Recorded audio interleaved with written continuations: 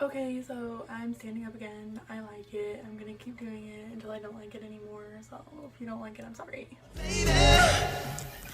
Why don't you just meet me in the middle? Hey, what's up you guys? My name is Maddie and welcome back to another video. Today's video is a junior year advice video because let me tell you, junior year was rough. It was just not a good year.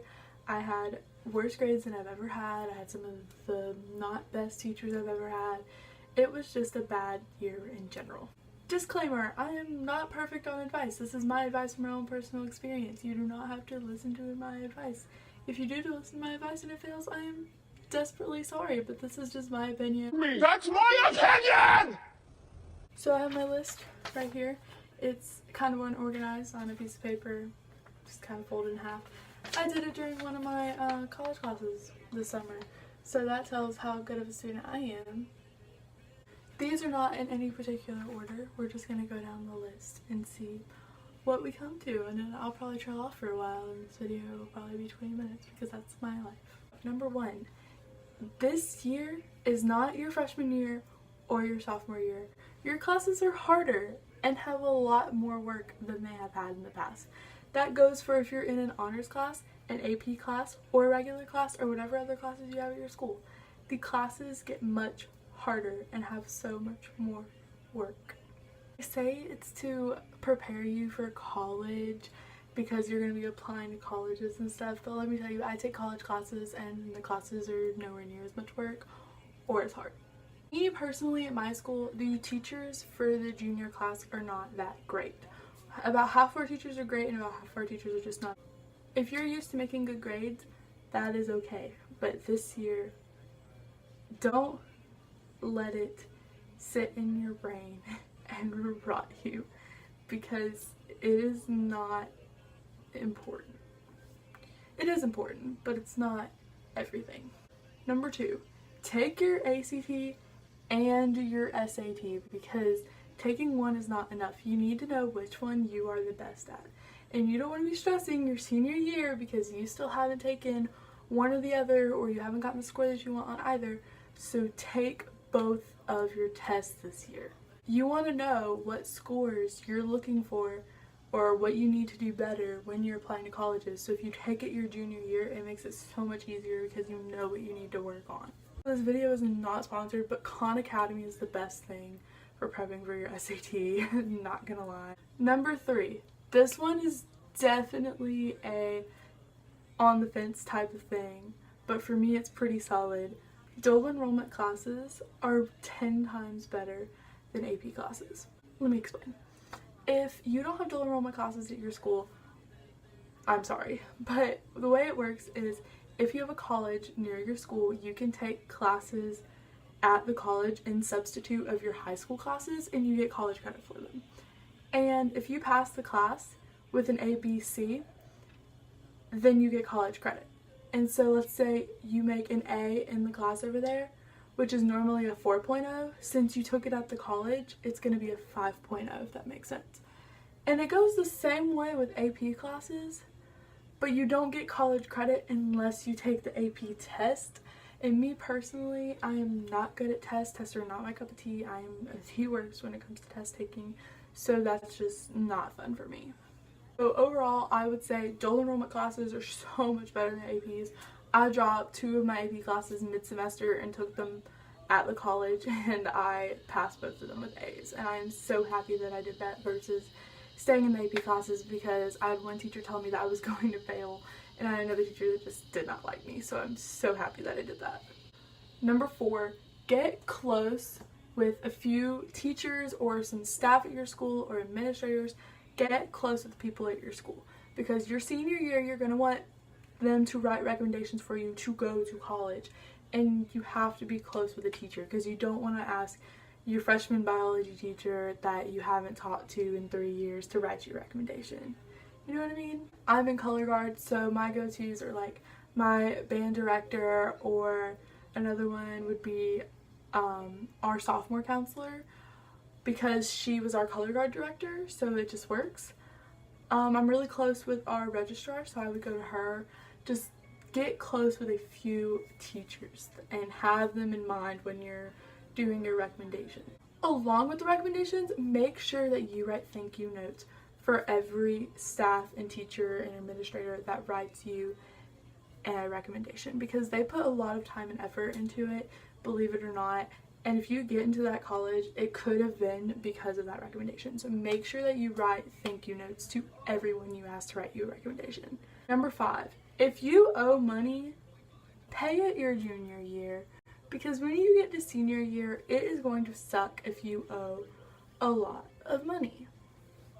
I don't know how it works at anyone else's school, but at our school, they hold you to it. Don't pay your junior dues or your senior dues or your cafeteria fees or your library fees, or just if you don't turn in a textbook, it holds you back. You cannot graduate without those fees.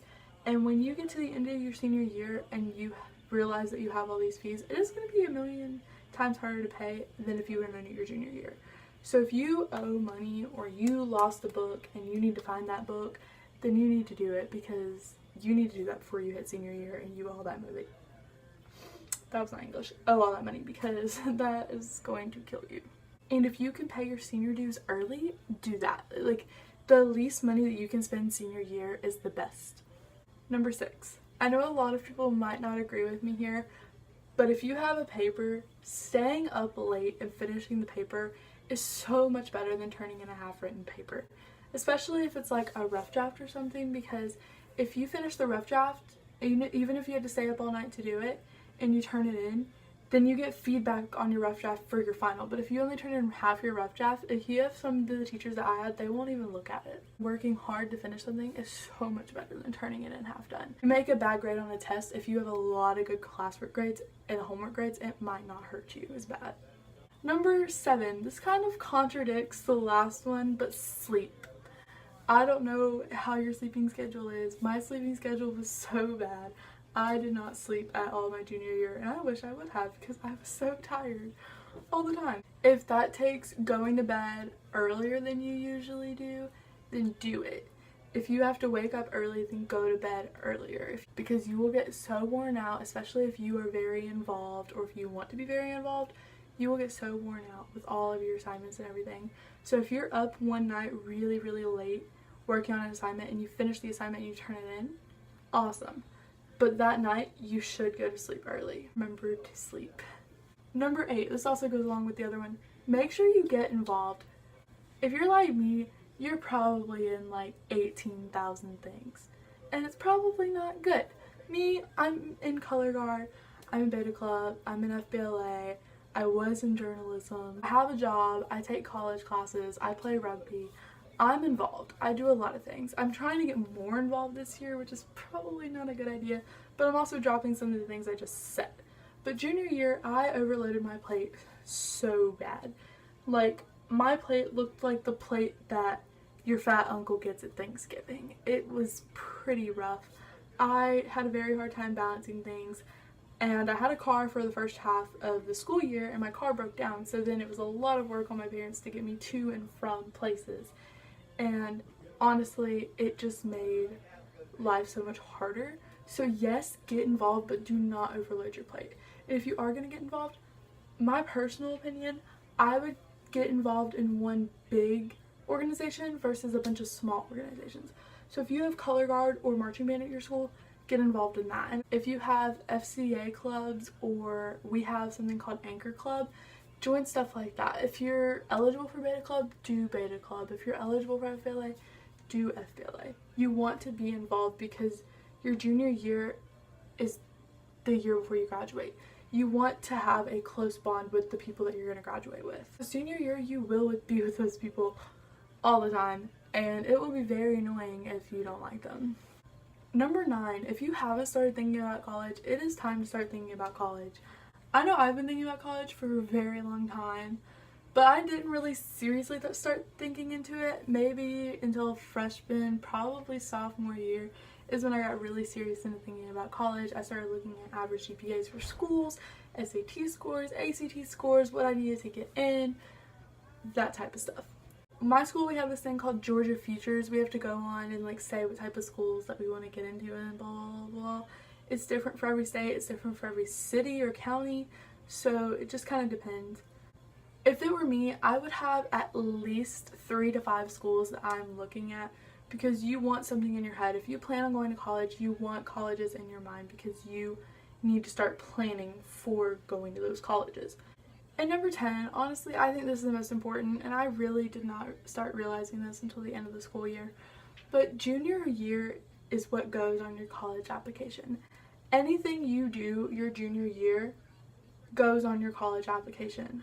So if you fail a class and you hurt your GPA, personally, I did that, it will go on your application for college because you have to send off your GPA, you have to send off your transcripts.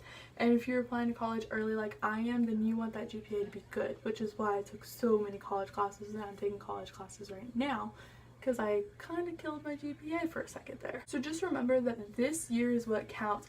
If you're in clubs, if you are involved, if you do a lot of community service, if you do good on your classes and you get a good GPA, that is what counts, because this is what you apply to colleges with. Unless you apply after the first semester of your senior year, this is what you apply to colleges with.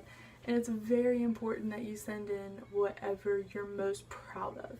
So you don't want to send in a GPA that you're not proud of, because honestly that sucks. I cried like almost my entire second semester because I was not really having it with my GPA and how much it had dropped, especially when I had dropped classes and retook classes. Because I'm a straight A student, so that just kind of killed me. This year was not my year. I failed a lot of classes and I just had a very rough year. I wasn't doing anything out of the ordinary. I just didn't really take my classes as seriously as I should have. I thought it was just like freshman and sophomore year, and I thought it was going to be easy, and it just wasn't as easy as I thought it was going to be. The teachers that I had for my AP classes, they weren't bad teachers, they just weren't my kind of teachers. Anyways, you guys, I really hope you enjoyed this video. I'm definitely doing a part 2 to this. These are just 10 types of advice things that I could come up with at the moment, but I'm definitely going to do another video for advice for junior year because there's so much advice out there, but I did not want this video to be like 20 minutes long, because a lot of my videos are really long and it might get annoying. If you guys want to see a part 2 to this, even though I'm going to probably post a part 2 anyway, make sure you give this video a thumbs up. And if you have never seen me before, make sure you hit that subscribe button down below. I post videos every week. My description box says I post videos every Monday, but honestly I just kind of post them throughout the week. I'm very close to 100 subscribers, and that's so exciting. I think I have like 90 right now, so that's very exciting. I'm almost to 100 subscribers. I cannot believe I have that many people watching me. That's absolutely insane. Yesterday I posted a video and I hit 700 views like on my channel, and that was crazy. Check me out on my social medias, Twitter, Instagram, whatever else I have down there. I'm more active on Twitter than anything. That's it for this week's video. I really hope you guys enjoyed, and I will see you guys next time. Bye.